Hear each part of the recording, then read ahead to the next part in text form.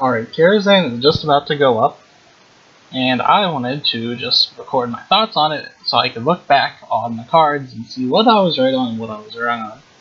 So we'll just go in order. Moonglade Portal, restore 6 health, summon a random 6 cost minion for 6.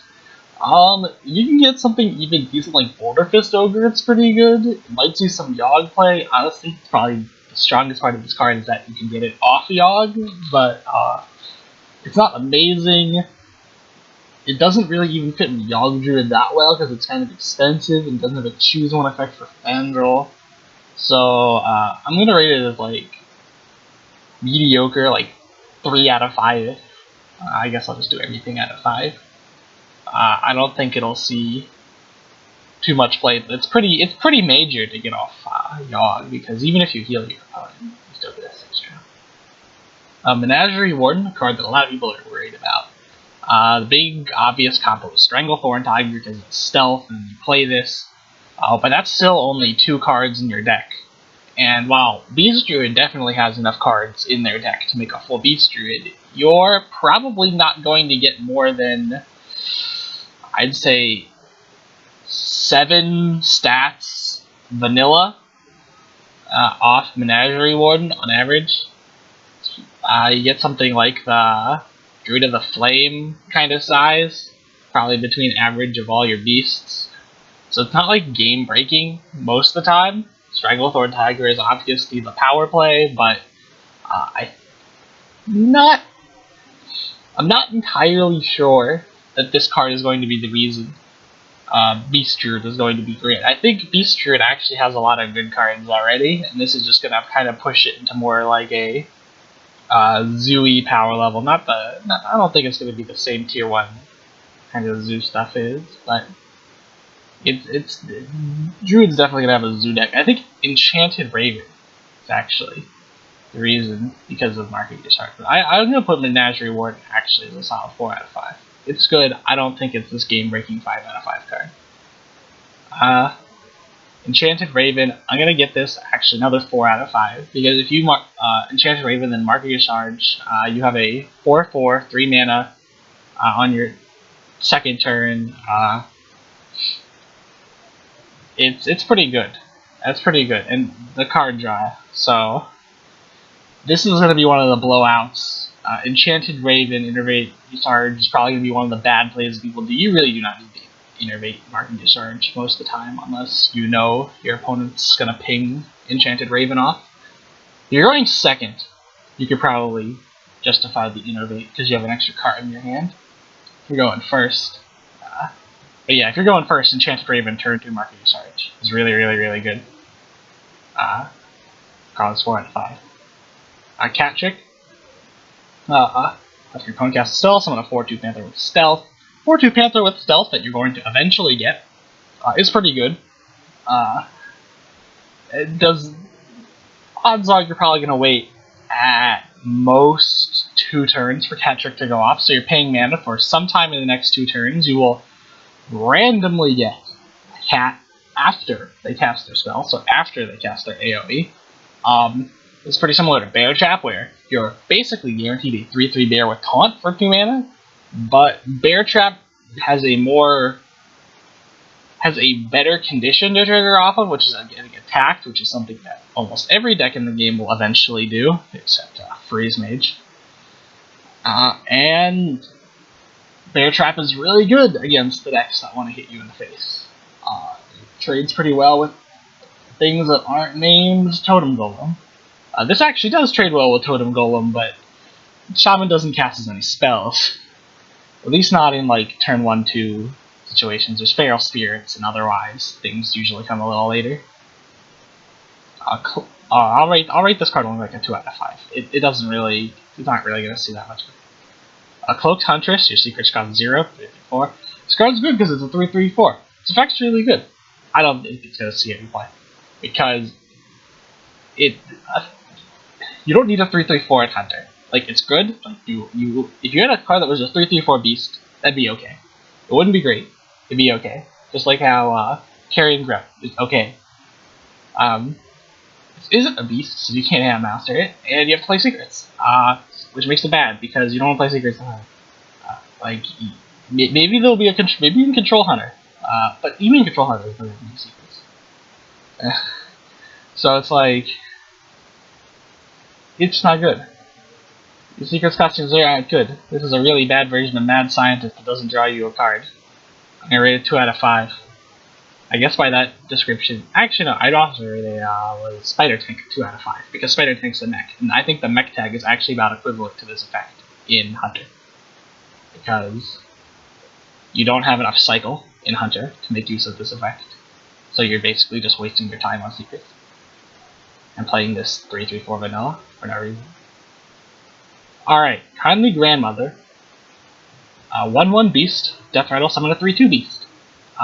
I'm gonna rate this card really, really good, 4 out of 5, because it is a very, very, very, very easy Houndmaster.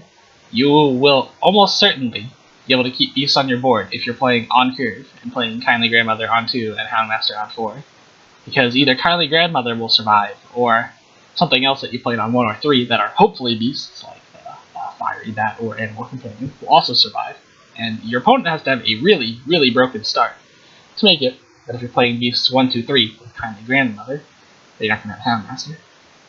This is going to make N'Zoth and Beast Druids a lot better. I would liken this, I would maybe even argue this card's stronger than Haunted Creeper.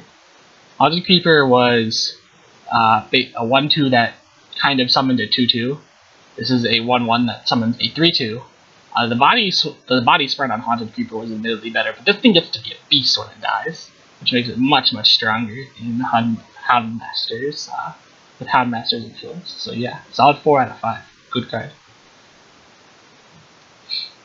Babbling Book. Battlecry, enter and a mage spell to your hand. 1/1/1. I'm gonna rate this a 2 out of 5. Just play the mage spell. In Arena it's probably better, but that's a cop-out reason why the Babbling Book's okay. Maybe in Yogg I would play it over a spell, because Yogg really likes having some sort of early game.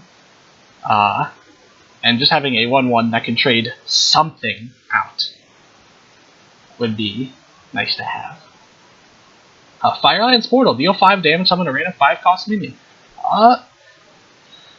People have covered to death why this card is probably a bad thing for Arena, but in Constructed, it's not going to do anything, because we have seen Starfire and Holy Fire, which are expensive deal 5 damage cards, be terrible. And this costs 1 more for an admittedly much stronger effect than either. You get, compared to Starfire, you pay 1 more mana for an effect that's arguably 2.5 mana more powerful. Arguably. And you still won't play it, because you don't want to deal 5 damage and then summon a 5 cost minion for 7 in Mage. It's just not something Mage does. You want something that would either do more damage just for the 7, or something that would get you a better board state for the 7, like Flame Strike. Firelands Portal just isn't enough. But it's incredibly powerful in Arena, so I think I would just give this a 3 out of 5. Yeah. Medivh's Valet. I'm gonna rate this card 5 out of 5. Maybe because, like if you control a secret is a really bad effect to have, because that's just a terrible condition. Like Cloaked Huntress, secrets are bad. But Medivh's Valet, unlike Cloaked Huntress, is a complete blowout, because it only takes 1 card. Well, it only takes 2 cards, I guess. But with the 1 card, you get a 2 mana 2/3, which is 2 mana, and then you get a deal 3 damage, which is 2 mana, so you get an Innervate if you control a secret. Now, again, this is an Innervate if you have a secret, but Hunter secrets are trash, and Mage secrets are a lot better. Particularly Ice Block and Ice Spew and Freeze Mage, which you'll have up a lot. And because Ice Block is impossible to get rid of unless you're playing Hero of Secrets or just kill the Mage, you will always be able to satisfy this condition once you have Ice Block out on the field, which means you have 2 cards in your deck that save your Frostbolt or your other burn damage, It also can be used as more burn damage for lethals. It's not as good because it's no spell power, but it saves your Frostbolt, saves your Roaring Torches, and the other one, Flaming Torch, which is going to cost better. And it lets you control the board very well, because it can kill 2 things. It always kill 2 things, but it can a lot of the time. And that's really, really good, and gives Freeze Mage a lot of stabilization that it needs. So I'm going to rate Neve's Valley 5 out of 5. This card could potentially just single-handedly bring Freeze Mage back into the Tier 1, Tier 2 meta. Maybe not Tier 1, but like Tier 2 meta. Ivory Knight. Battlecry, discover a spell. Restore health to your hero equal to its cost. 6 mana, 4/4. So, if you can discover a really good card, like a Consecration, or maybe like Avenging Wrath, you can get some decent value out of this, because a 6 mana 4/4 that gives you a Consecration and heals you for 4, it's actually pretty good.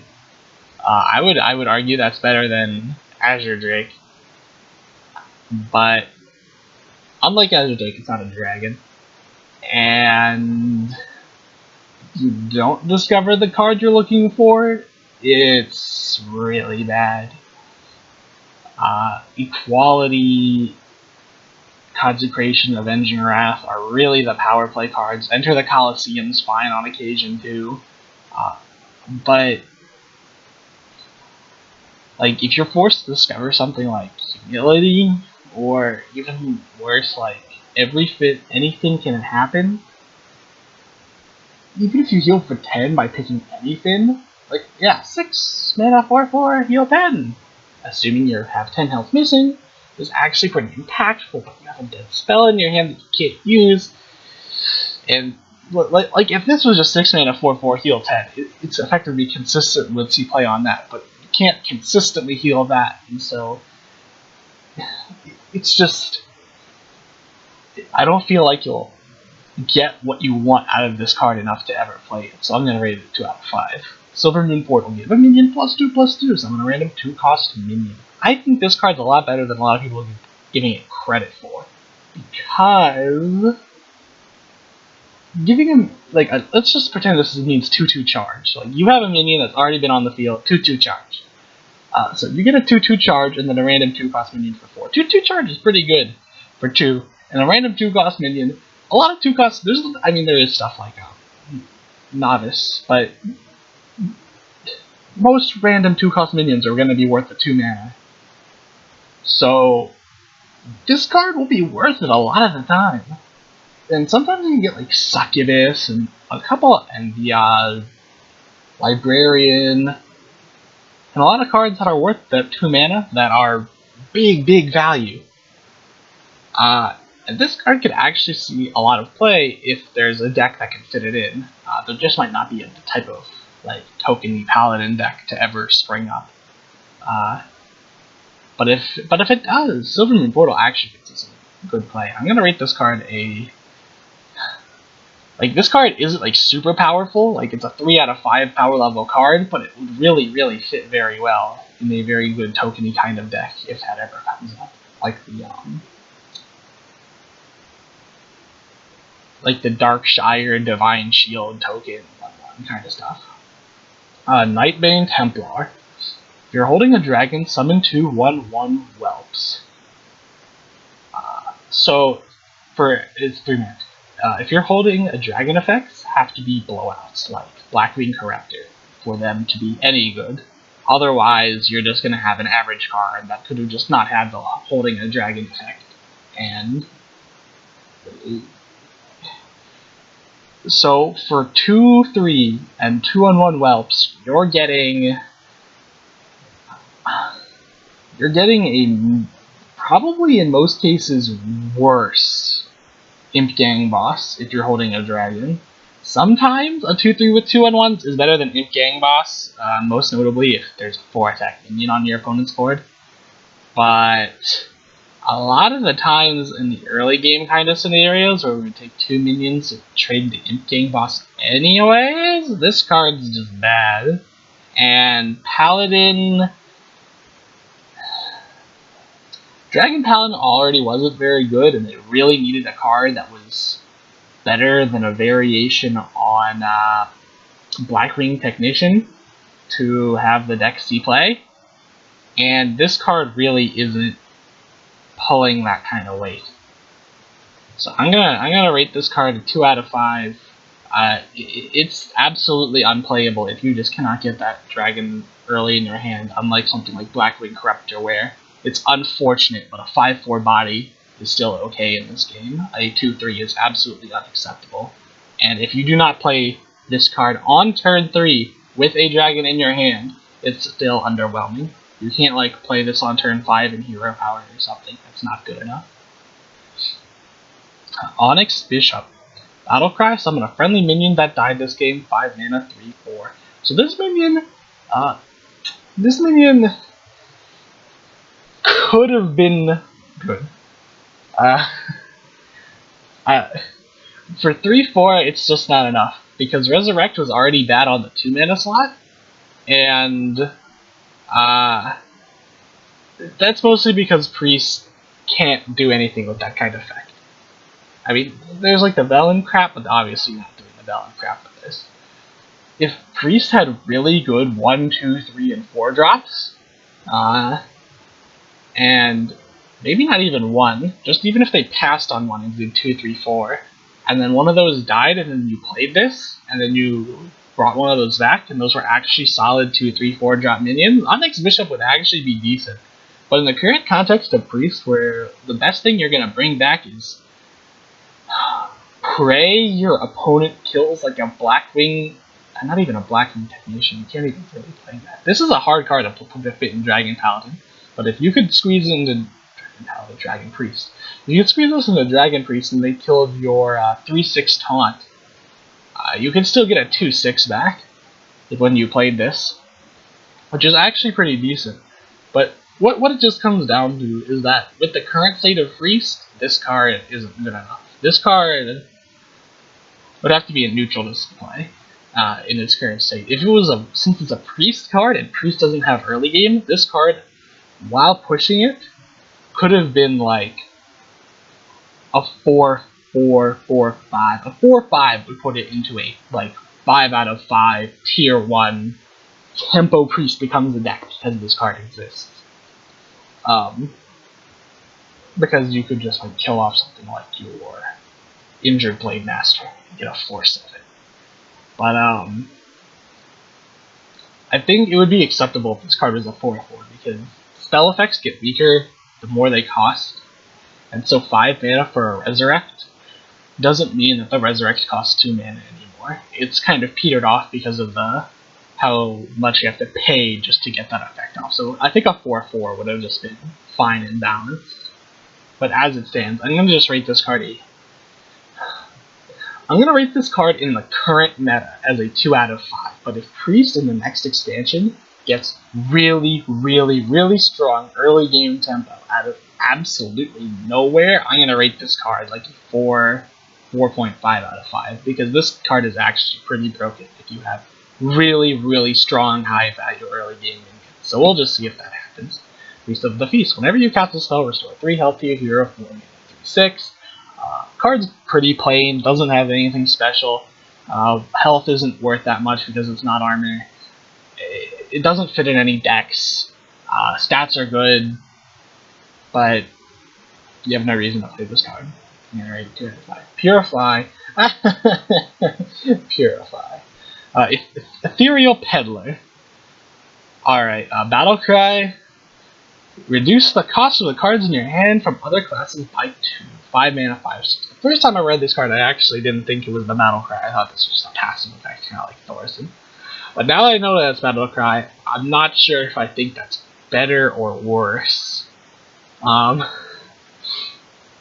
It's better in the sense that if you've been using cards to steal, like Swashbuckler, that we'll get to later, or the Huckster, or Burgle, you haven't spent any of those cards, you make them all cheap or free, which is really big, because you can steal something like a Frostball, and what do you know, you get a Frostball.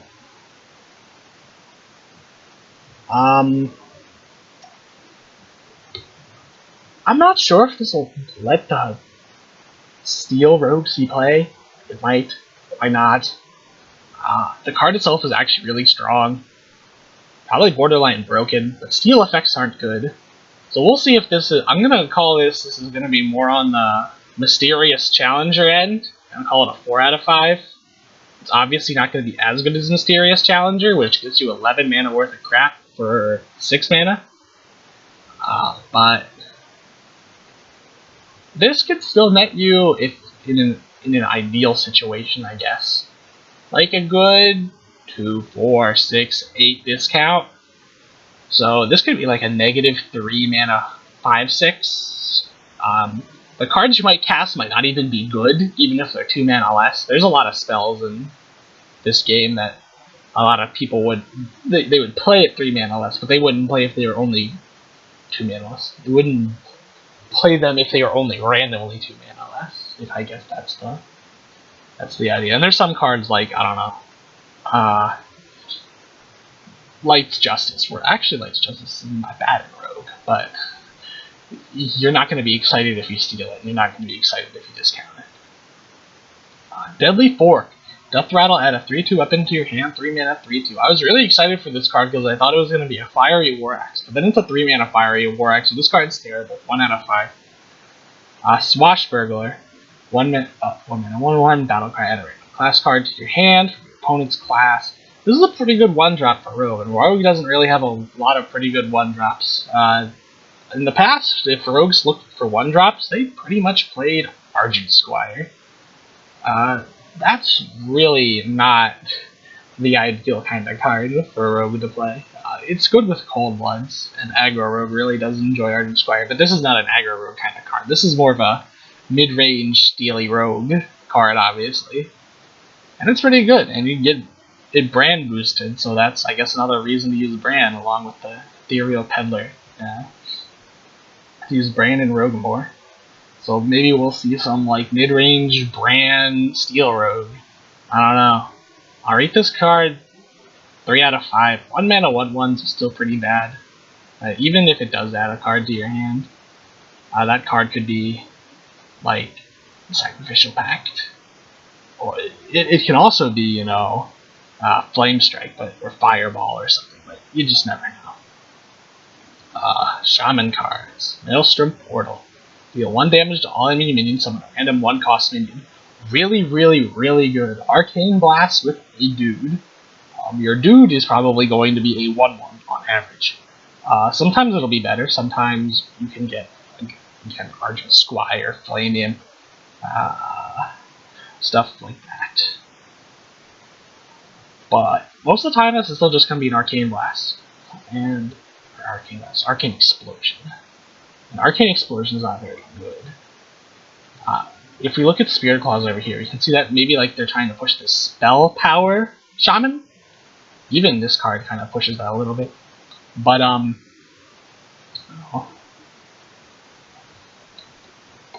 so maybe some deck where a lot of spell-powered Shaman does work, maybe Maelstrom Portal will see some play, but I don't think it'll see play as of current.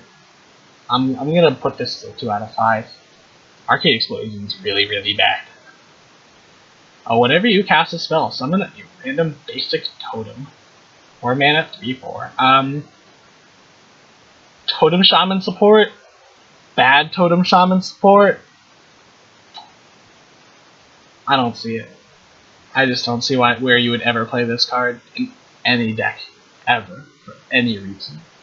I just don't see it. There's no room to fit this in any deck. It's too slow for any of the totem decks because they're all tempo. There's no such thing as Totem Control Shaman.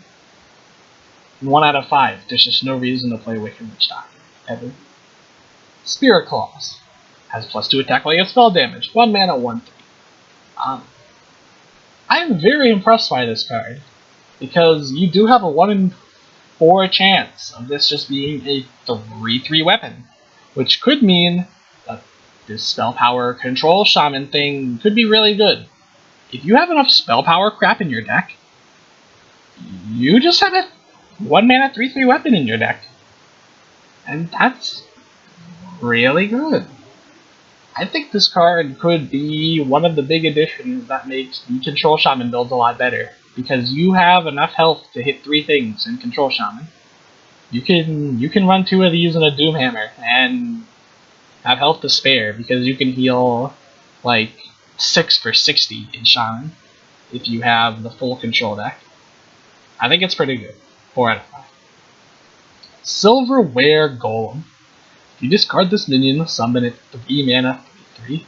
What I think might be the most overrated card in the entire set. Most people are rating this as possibly the 2nd best card in the set. I don't see it. Like, what people have to remember is that discard mechanics are terrible. If you have Doomguard, you're pretty much guaranteed to discard this thing by the time you can play Doomguard in Zoo. So with Doomguard, yeah. And there's a lot of other good discard stuff.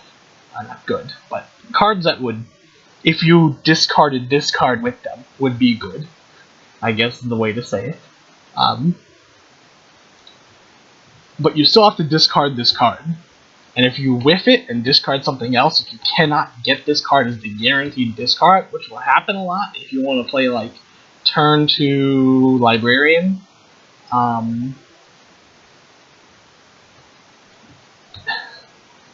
it's just not worth it. Like if you're gonna play discard lock, you're gonna play it because of this card. You're gonna run 2 Silverware Golems, and you're gonna run 2 Malkazards, you're gonna run 2 Librarian and 2 Soulfire and 2 Doomguard. But it's not gonna be better than normal Zoo. And I think the answer is probably gonna be no.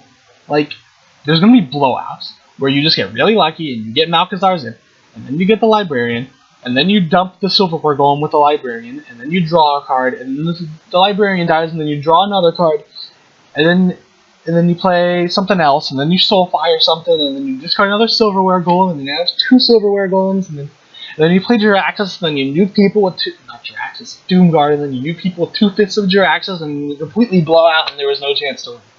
And those will happen, and Discard Lock will have those kinds of games where you have no chance to win because of RNG. But those games will be outliers.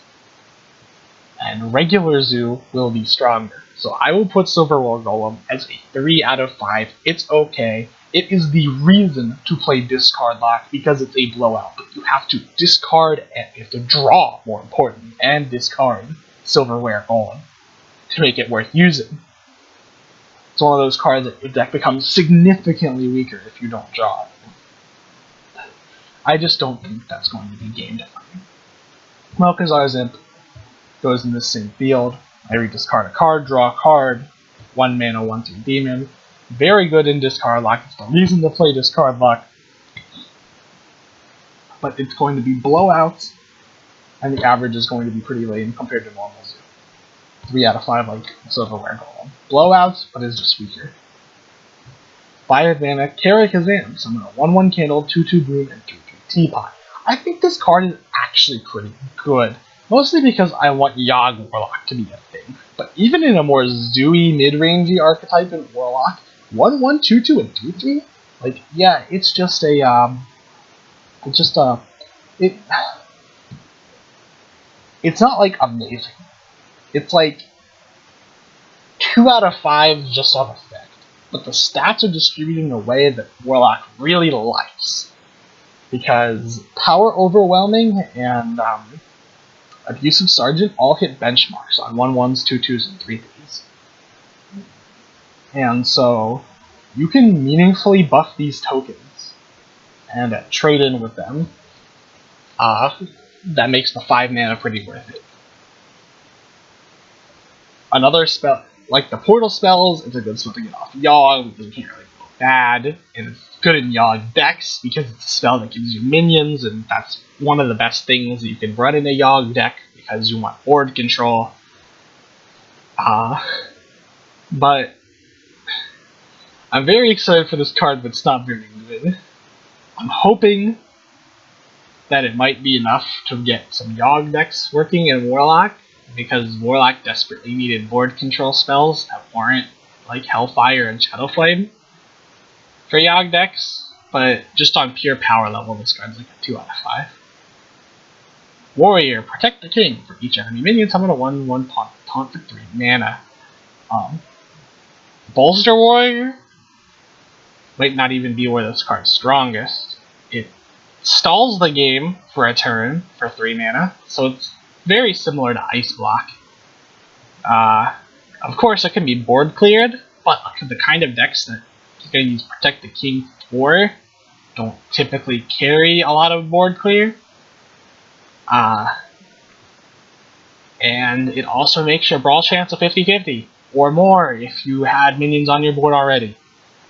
So 8 mana Twisting Nether that leaves you with a 1/1 half the time is pretty good odds, but Twisting Nether is not very good, and that's a 2-card Twisting Nether. It does leave you with 1/1 with Taunt, which makes you actually kind of harder to burst, because if you just have like Leroy or something, you can't rip through the 1/1.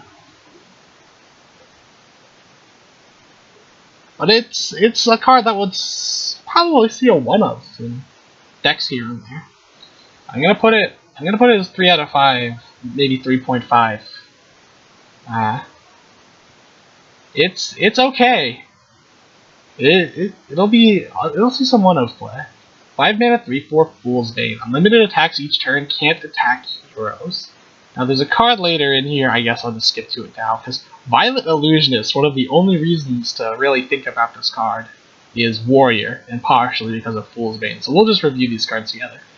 So Fool's Bane it seems okay on the surface. It's a different version of Assassin's Blade, where you use it as board clear and you just take damage equal to their attack to clear the board. Now, obviously, obviously against classes like Shaman, you're not really going to clear the board too well with Fool's Bane. You get like 3 clean kills, maybe 4, but you're not always going to be able to get clean clears with Fool's Bane because of lane leak bases and stuff. For 5 mana to do a 1-way clear is still pretty good, even if you take all the damage. And the big combo here would be with Violet Illusionist, where you really get a 3 mana 4/3, which is practically free, basically. You know, that's good stats for a 3-drop, and you don't take damage when clearing the entire enemy's board. Now, this is a hard combo to get off, admittedly, but this is the strongest context of both cards. And in that context, they're both very good, possibly 5 out of 5. But outside of that context, Fool's Bane is average. It's an Assassin's Blade, which is an okay card, but it's not like a... But you can't push face damage with it, which is one of the reasons why Assassin's Blade was good. And Gorehowl is very similar to this card, and better, for 2 more mana in a class that doesn't really have any trouble surviving the turn 7. So this card probably won't see play, despite it being a good 3 out of 5 kind of card, because of Gorehowl. If you don't own Gorehowl, and you're trying to look for replacements for Gorehowl, there's your Gorehowl friend. Ironforge Portal. Gain 4 armor, summon a random 4-cost minion for 5 mana. Definitely the weakest of the Portal cards, in my opinion. I would rate this card actually as a 1 out of 5. Maybe a Yogg Warrior might actually use this card, because it's this is the kind of card that Yogg decks want. Something that puts something on board, keeps you in the game, keeps you alive, gets you closer to Yogg, feeds Yogg. But it's really bad. The card's really bad. You do not want a random 4-cost minion. Random 4-cost minions are really terrible. You're gonna get an average of 3/3, maybe not average 3/3, maybe an average more 3/4 in stats. And 4 armor is not enough to make that with 5 mana. If this card was 4 mana, it would be balanced. Because random 4-cost minions are really bad. Even if you get Pit Lord, this card is honestly a little underwhelming. Because a 5/6 that gets you 4 armor would see play in Warrior for sure, but it's not that great. I honestly rate this card like a 1 out of 5. There's no reason to play this. Even Yogg Warrior probably would question this card. The neutrals. Medivh the Guardian. Battlecry. Atiesh? This thing. Where is it? There's the tokens. They were down here.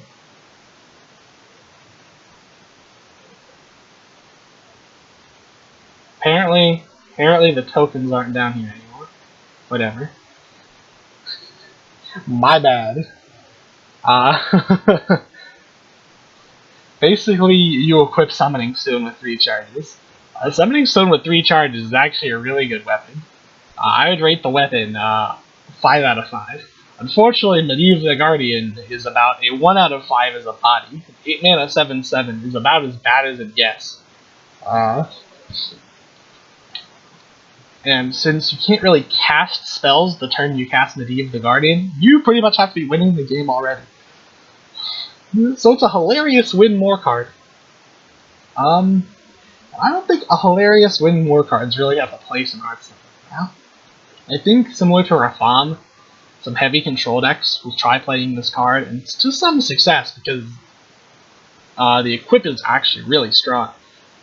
But it's just not a card that's going to be seeing very much play just because not a lot of decks want a win more card. They want cards that went behind a system greatly and went ahead guarantee wins. Medivh only does the latter, and not even consistently. You could cast a 2-mana card and get a Doomsayer, and you're really, really sad. Unless you want a Doomsayer. Sometimes you want Doomsayer, but if you're able to cast this and not lose, you generally don't want it, because you were already winning. I'm gonna rate Medivh as a 2 out of 5. Really cool effect. Sad he's not gonna be playable. The Curator. Taunt, Battlecry, draw a Beast, Dragon, and Murloc from your deck. 7 mana, 4/6 mech. Mechs! We miss you, mechs. I'm going to just preface this one. I'm going to put this card as a 5 out of 5. This is a deck-defining, incredibly strong card on par with Reno Jackson. You will build decks because the Curator is broken in your decks. Dragon Paladin is the obvious first step. There are various control decks. You could also put stuff like Stampeding Kodo, Stranglethorn Tiger, along with Azure Drakes, and like maybe Cold Light Oracles or the Corrupted Seers in. Dragon Rogue might see a little bit of play because of this card, because it's very good with Cold Light Oracles. This card is really, really, really broken. 7 mana, 4/6, draw 3 cards, Ancient of Lore on crack. Blizzard, what are you thinking? You're thinking of making cool decks, that's what you're thinking. This card is great, it will make decks happen, it will see play. I predict these cards will be very, very, very... These types of decks will be very, very, very good because of the Curator.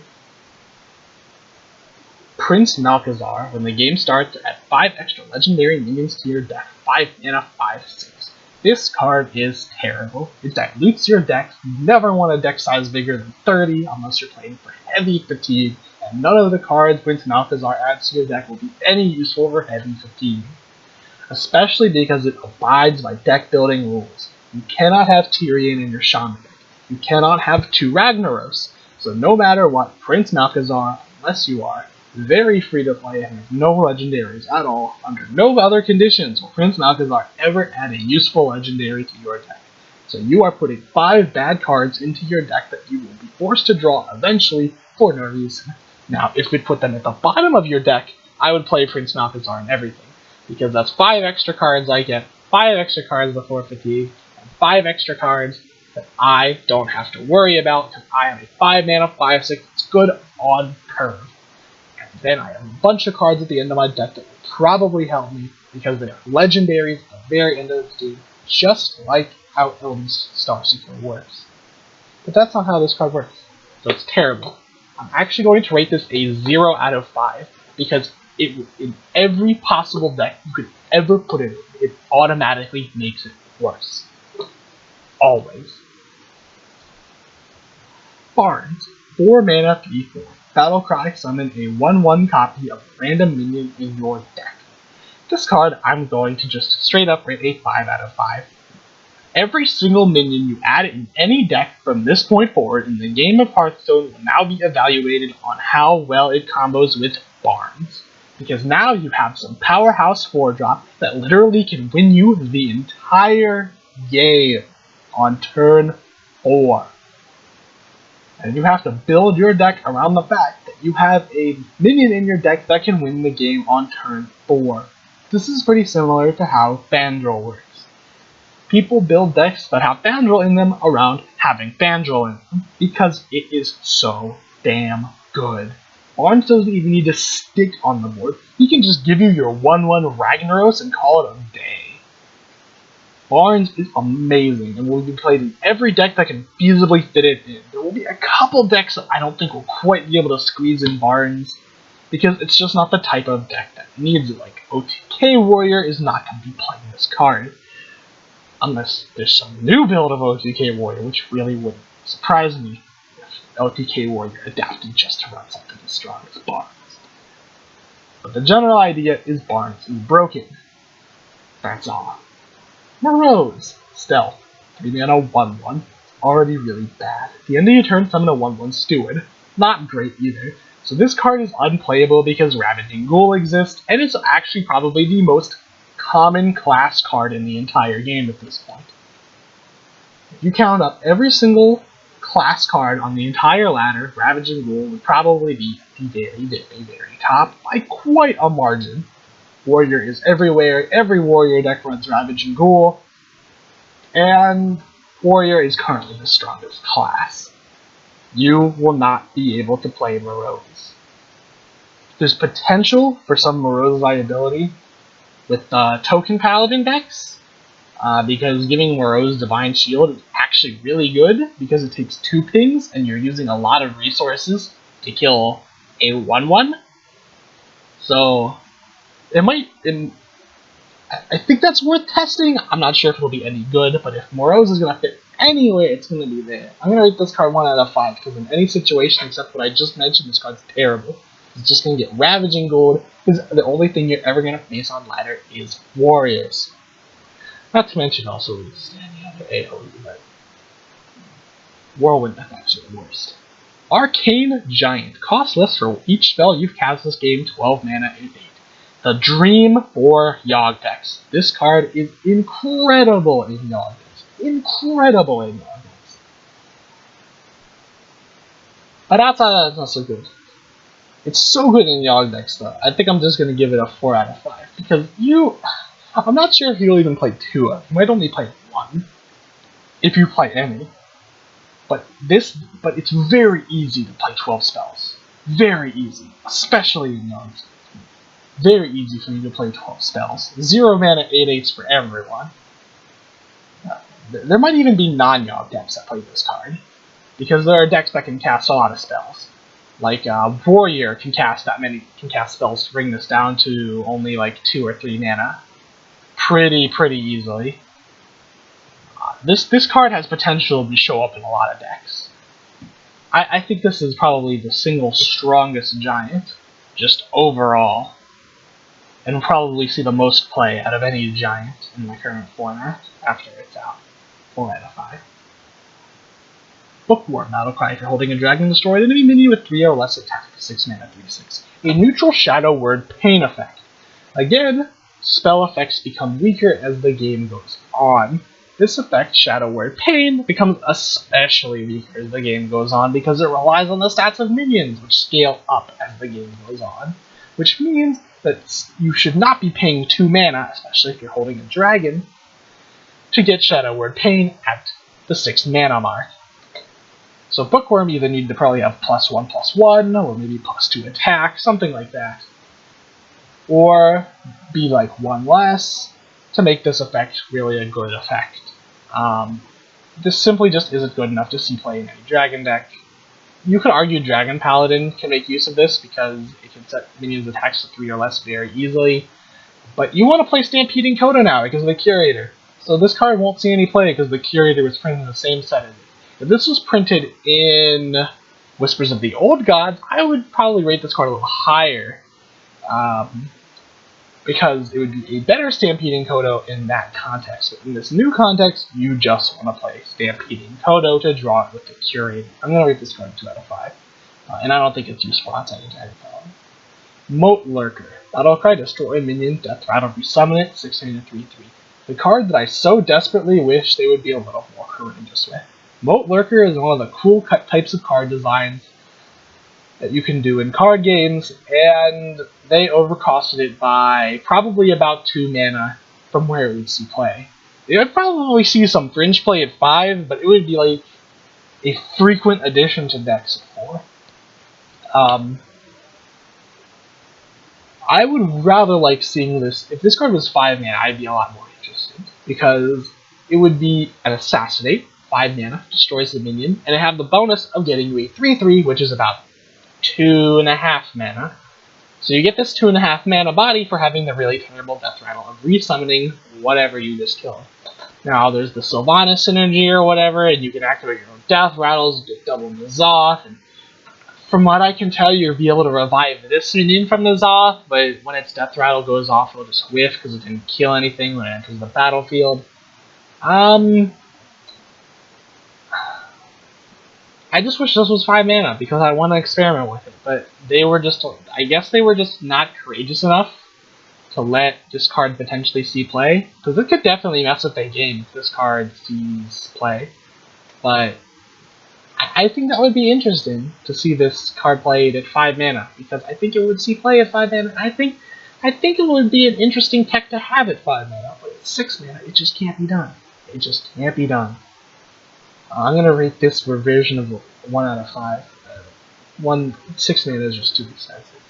Avian Watcher, Battlecry. You go control a secret, gain +1/+1 in taunt. Unlike Medivh's Valet, it has the same relatively weak condition, but it doesn't gain any real benefit from it. A 4/7 taunt for 5 is pretty much on par with normal stats. This card doesn't really gain anything. It's not even a beast. I think it's actually some sort of crystalline thing. If this was a beast, it'd be a little more interesting, but there's just no reason to play this card. A 4/7 taunt isn't really above average for 5 mana. It's a little better than what you could get, but it's just not interesting. It doesn't do anything. There's no reason to play it. I don't see why you'd add this to your deck. 1 out of 5. Menagerie Magician. Battlecry, give a random friendly Beast, Dragon, and Murloc +2/+2. I guess I will review this at the same time as Zubat, because they have the same effect, except Zubat's a 3 mana 3/3 with +1/+1. I think there is some potential for there to be a good, like, mid-rangey, maybe more aggro-y deck that is able to run Beasts, Dragons, and Murlocs. I think the best possible chance would be aggro Paladin. Maybe aggro, some Dragon aggro Hunter variant. And maybe even a mid-range Priest could possibly feasibly activate this card. If you can't get all 3 buffs, it's still okay. If you could do even only 2 buffs, these cards are usually pretty good. If you get 1 buff, they're good, but they're not like game breaking. They're like, oh, you have a good card. Like how Mex could have the 3 mana 4/4. Zubat and Menagerie Magician would be similar to that, where it was really good, but nothing game breaking, and not a whole lot of classes could abuse that synergy. But if you can get multiple boosts, these cards are really, really good. And I think there's actually some potential to run this type of deck, because even aggro decks can run the Curator. Because 7 mana 4/6 taunts, good stats, and drawing 3 cards is enough to recharge your aggro and get that finishing power you're really looking for. And because Fairy Dragon exists, and there's a lot of beasts, Zubat and Menagerie Magician really have some potential to take off. And I think literal Zoo decks will come up. The Curator being broken is probably a good addition to that. It kind of does suck that these are just random buffs that have to be randomly assigned, but odds are you're going to be really lucky if you have enough minions to even activate their effects anyway. So, it's probably fine. Okay, Arcanosmith. Battlecry, summon a 0/5 minion with Taunt. 4 mana, 3/2. This card's terrible. If this card costed 1 less and got a 0/4 instead, I think it would have some potential. But 0/5, 3/2 for 4, it's just not good enough. It's just a really, really bad Senjin Shield Master. Really, really bad Senjin Shield Master. 1 out of 5. I briefly looked at Violet Illusionist before, but if we're not talking about in the context of Fool's Bane, this card might actually still see some play in Rogue and Warrior, just on being able to hit stuff a lot. Maybe even some Shaman. It's not amazing, because there's a lot of good 2, 3, 4 drop kind of range cards in the game of Hearthstone, and this card is kind of competing with those. But as far as an effective heal card goes, it's better than Earthen Ring Farseer in a lot of situations. So, I think this is pretty viable to play. It's also not terrible in Warlock, but its synergy is much more limited. You can play it with Life Tap and Flame Imps and stuff. I don't think it'll see play or what, but it is something to note. I'm gonna rate this card 3 out of 5. It's decent. It has a lot of competition though. Pantry Spider. Battlecry, summon a 1/3 spider. 3 mana, 1/3 beast. I really wish this was like 3 1/2 spiders instead of 2 1/3s or something like that. Something along those lines where it was just a little better.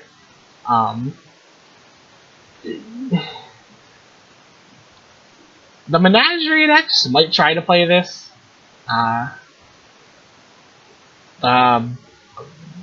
It's not as good as Carrion Grub. I'm gonna rate this card a 2 out of 5. It's not terrible. It's got 1/6 stats, 2/6 in some situations, which is okay. It's a poor stat spread. It's over 2 bodies, which in the early game is usually a good thing, but I don't think there's anything that'll play it. Another Spite Historian. Battlecry, if you're holding a dragon, discover a dragon. 2 mana, 1/3. Decent stats, 1/3, only losing 1 stat from a 2-drop, and it draws you a card. This card is effectively for dragon decks just a free power word shield on top of a novice. Because dragons, on average, are good. And they activate your dragon effects, and dragon decks will run this card, because you get more dragons to activate your dragon effects, and dragon cards are good.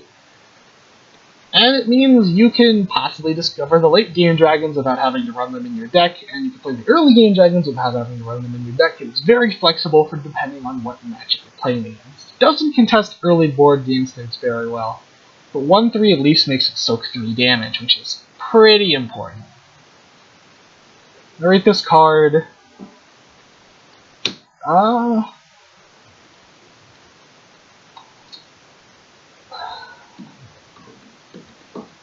I rate this card about 3 out of 5, because it's only about like a 0.75 mana blowout. I know 0.75 mana is hard to compare to, but it's not a bit, like, if it was like a 2/3, I would rate this probably a 5 out of 5, because it's a full mana blowout and contest board state really well. Or even a 3/2. Actually, a 2/3 I'd probably only rate a 4. A 3/2 I'd rate a 5, because it would contest board state incredibly strong by being able to kill all of the 3 health 1-drops, while still being able to draw you a card. So if a 3/2 would be a like 5 out of 5, I think a 1/3 would be like a 3.5-ish out of 5. Pompous Thespian, 2 mana, 3/2 taunt. Again, Blizzard missed the 2/3 or not 2/3 possible pun by making this a 2/3 taunt. I have no idea why they printed a vanilla card that has like okay, so we scroll back up. This is a vanilla card, but it's interesting because we don't have 1 mana 2/2s, and we don't print cards like this in Hearthstone. These cards don't get printed. But this crap down here, they should just buff Frostwolf front. Why are we printing this card? This card should not be printed in a adventure. If this is like some expansion filler, whatever. But in Adventure, this card has no reason to be made right now. A 2-mana 3/2 taunt is just simply boring. Why is it played here? Arcane Anomaly. Oh, I forgot to rate it. I'm going to make Compass Thespian 2 out of 5. I'm not going to play it. Arcane Anomaly. 1 mana 2/1. Whenever you cast a spell, give this minion plus health. A effect that we don't see a lot. Whenever you cast a spell, do something that impacts the board, even if impacting the board just means making this harder to deal with. Priest can play it. Priest does have a good 1-drop now, I guess. If you don't have any good spells to combo with this, it's kind of lame. It would be really nice if this card could get Valenced, but I guess that's wild. Unlike the Dark Bane, Light Banes, you don't have to target it. You can just use anything, and it gets the health. I think the card's good. It's just kind of 1-drop isn't something most decks are gonna play. I'm gonna rate it a 3 out of 5. Runic Egg, Death Rattle, draw a card, 1 mana 0/2. I want this card to be good so badly because it's a 1 mana cycle. But it's just so slow, and no deck that ever wants a 1 mana cycle is gonna play it. There's just no reason to play it. I can't think of it. Zoo's not gonna play it, despite it being the best buff class. Maybe Token Paladin will play this. Because Token Paladin needs a draw, and it doesn't get draw outside of the what's its face? Divine Favor. So the aggro Token Paladins can potentially play this if they play a lot of buff cards. But it's not very good.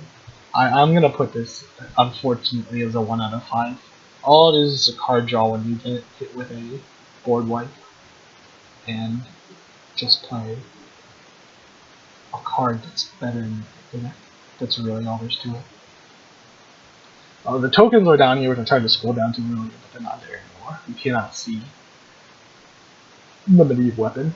I think that's my general overview of the One Night in Karazhan extension, and it should be dropping right about now as I'm recording this video. So we'll see how